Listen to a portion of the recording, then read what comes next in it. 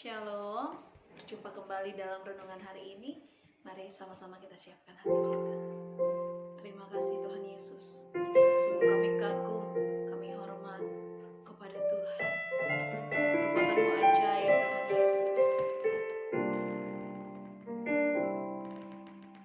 Terima kasih Tuhan. Kau sungguh indah tiada taranya. Sungguh menakjubkan, sungguh ajaib untuk dimengerti, lebih dari semua yang ada. Hikmat-Mu tiada terselami, kasih-Mu dalam tak terduga. Kau sungguh indah tiada taranya, mulia dan berkuasa. Ku kagum hormat akan Engkau. Ku kagum hormat akan Engkau. Engkau Allah yang layak dipuji. Ku kagum akan Engkau. Ku kagum hormat akan Engkau. Ku kagum hormat akan Engkau. Engkau Allah yang layak dipuji. Ku kagum akan Engkau. Ku kagum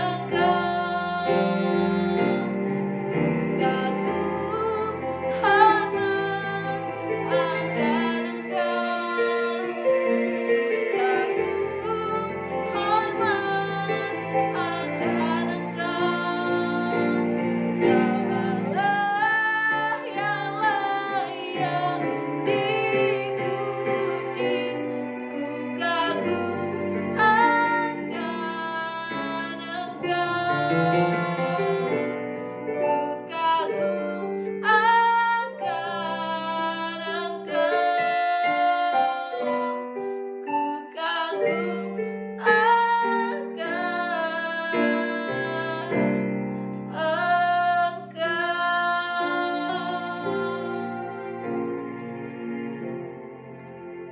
Kami kagum akan perbuatan Tuhan yang besar atas setiap kami, Tuhan. Terima kasih Bapa. Kami ada sampai hari ini semua karena anugerah Tuhan saja. Terima kasih Tuhan. Kami siapkan hati kami untuk renungan hari ini. Berbicaralah Tuhan Yesus. Sampaikan rema yang baru bagi setiap kami. Terima kasih Bapa, dalam nama Yesus kami berdoa dan mengucap syukur. Haleluya. Amin.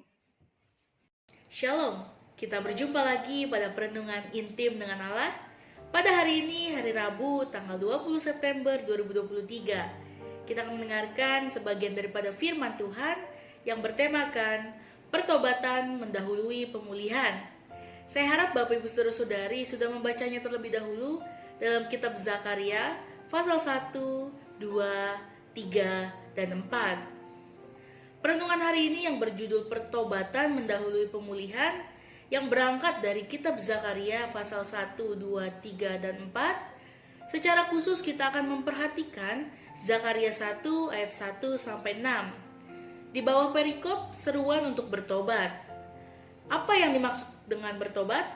Bertobat artinya berbalik kepada arah jalan yang sedang ditempuh. Membalikkan haluan balik kanan. Dilihat dari kekuatan kehidupan rohani, bertobat dapat disebut kembali berdoa, atau kembali membaca Alkitab, atau kembali berkomunikasi dengan Tuhan, atau kembali beribadah, atau kembali ke jalan Tuhan, atau kembali percaya kepada Tuhan, dan atau kembali bergantung sepenuhnya kepada Tuhan. Pertobatan dimulai dari dalam kehidupan. yakni dari dalam hati untuk percaya kepada Tuhan, mengakuinya sebagai Allah yang berdaulat, penuh atas kehidupan dan alam semesta, serta berusaha menyenangkan hati Tuhan di sepanjang kehidupan. Hal inilah yang menyebabkan seseorang yang baru bertobat mengalami damai sejahtera dan sukacita yang sejati. Pengalaman spiritual seperti ini belum pernah dialami oleh orang tersebut sebelumnya. Apakah setiap orang baru bertobat akan mengalaminya? Tentu saja demikian, karena yang ia percaya saat ini adalah penasehat ajaib, Allah yang perkasa, Bapa yang kekal, Raja damai. Dalam Yesaya 9 ayat 5. Sebagai dampak keyakinannya kepada Allah atau Raja damai, maka ia akan mengalami damai sejahtera yang sempurna. Moral Allah sebagai Raja damai akan mengalir kepada kehidupan yang baru saja meyakininya. Sifat Allah akan terhubung dengan orang-orang yang baru percaya kepadanya. Pertobatan adalah langkah awal bagi setiap orang untuk mengalami pembentukan pribadi yang sesuai dengan kehendak Allah. Pengalaman yang membahagiakan ini telah disampaikan oleh saudara-saudari kita yang baru saja percaya dan menerima Yesus Kristus sebagai Tuhan dan Juru Selamat secara pribadi pada berbagai media sosial saat ini. Mereka mengalami damai sejahtera dan sukacita yang luar biasa yang belum pernah dirasakan sebelumnya. Yang menyangkut orang-orang Yehuda dan sebagian orang Israel ke Babel adalah Raja Nebukadnezar pada 605 sampai 562 sebelum Masehi.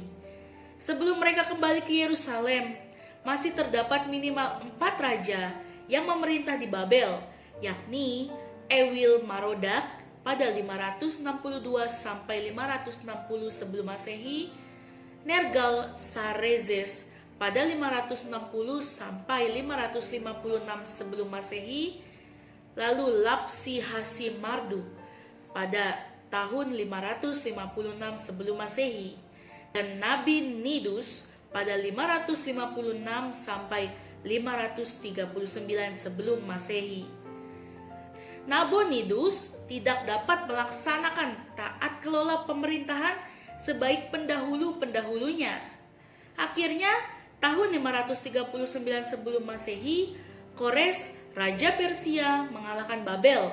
Setelah itu, Babel takluk pada pemerintahan Persia, yakni Raja Kores. Saat inilah Kores memerintahkan Yehuda dan sebagian orang Israel yang ditawan ke Babel kembali ke Yerusalem. Sebelumnya, Allah melalui Nabi Zakaria telah berkali-kali mengajak orang-orang Yehuda untuk kembali kepada Allah. Demikian, kembalilah kepadaku, demikianlah firman Tuhan semesta alam, maka aku akan kembali kepadamu. Berbaliklah dari tingkah lakumu yang buruk dan dari perbuatanmu yang jahat. Dalam Zakaria 1 ayat 3-4. Dari sini kita dapat mengetahui bahwa Allah mengharapkan umatnya kembali kepada Tuhan, bersekutu dengan Tuhan, karena persekutuan dengan Tuhan akan menguatkan setiap orang. Allah begitu sabar menunggu umatnya kembali kepadanya. Ia mengharapkan umatnya kembali kepadanya. Negeri yang dijanjikan jadi porak-poranda, kota Yerusalem menjadi puing-puing, dan rumah Tuhan sebagai lambang kehadiran Tuhan bagi umatnya jadi hancur karena perilaku umat yang tidak setia beribadah kepada Tuhan. Ketika Allah memanggil Abraham pertama kali, Allah tidak memperhitungkan rupanya, tingkah-tingkah lakunya, dan dewa-dewa Baalnya yang dimiliki. Karena ketika Abraham mempercayai panggilan itu, Allah memperhitungkan iman Abraham sebagai kebenaran dalam Kejadian 15 ayat 6. Iman adalah jalan yang paling tepat untuk berkenan kepada Allah. Karena perbuatan baik atau amal saleh tidak ada dosa yang sangat besar yang tidak dapat diampuni oleh Tuhan. Hukum ini berlaku pada pertobatan yang pertama dalam 1 Yohanes 1 ayat 9. Tetapi setelah seseorang bertobat menerima Yesus Kristus sebagai Tuhan dan Juru Selamat pribadi, terdapat hukum yang harus diperhatikan, yakni tidak ada dosa kecil yang diabaikan oleh Tuhan. Setiap kesalahan akan diganjarkan oleh Tuhan dalam Ibrani 12 ayat 6-7. Karena kasih-Nya, Allah membebaskan orang-orang Israel keluar dari tanah Mesir, perbudakan, supaya orang Israel yang telah dikasihi itu, atau yang telah dibebaskan itu, dan atau yang telah dimerdekakan itu tetap dalam anugerah-Nya. Maka Allah memberikan perintah-Nya kepada mereka, seperti, jangan ada padamu Allah lain di hadapanku, jangan membuat patung untuk disembah, jangan menyebut nama Tuhan dengan sembarangan, jangan menguduskan hari Sabat, menghormati orang tuamu, jangan membunuh, jangan berzina, jangan mencuri, jangan mengucapkan saksi dusta, dan jangan mengingini milik orang lain. Dalam Keluaran 20 ayat 1-17.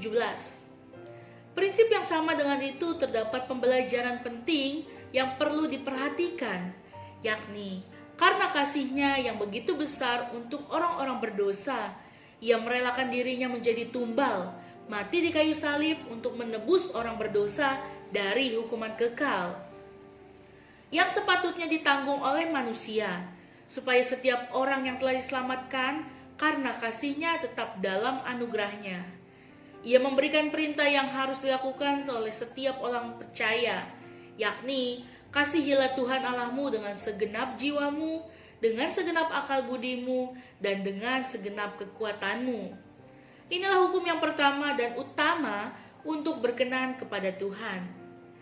Setelah mendengar firman Tuhan dengan sejuta cara Roh Kudus dapat memproses hati setiap orang yang dikehendakinya untuk menerima Yesus Kristus sebagai Tuhan dan Juru Selamat pribadi.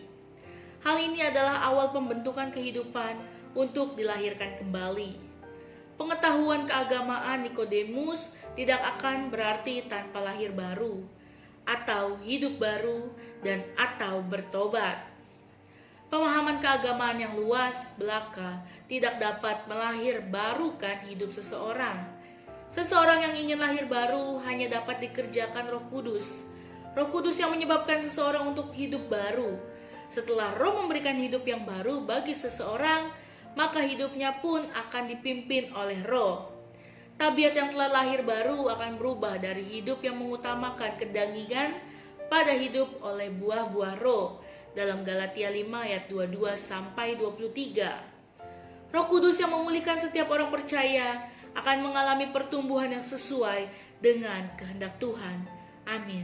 Mari kita sama-sama berdoa. Bapa yang baik, terima kasih Tuhan pada perenungan hari ini. Kami boleh diajarkan bagaimana kami bertobat mendahului pemulihan Tuhan. Biarlah Tuhan, hidup kami seturut dengan kehendak-Mu. Biarlah hidup kami berkenan di hadapan-Mu selalu Tuhan. Terima kasih Tuhan Yesus, biarlah firman ini merema di kehidupan kami. Di dalam nama Tuhan Yesus, haleluya. Amin. Salam sejahtera, Tuhan Yesus memberkati. Shalom.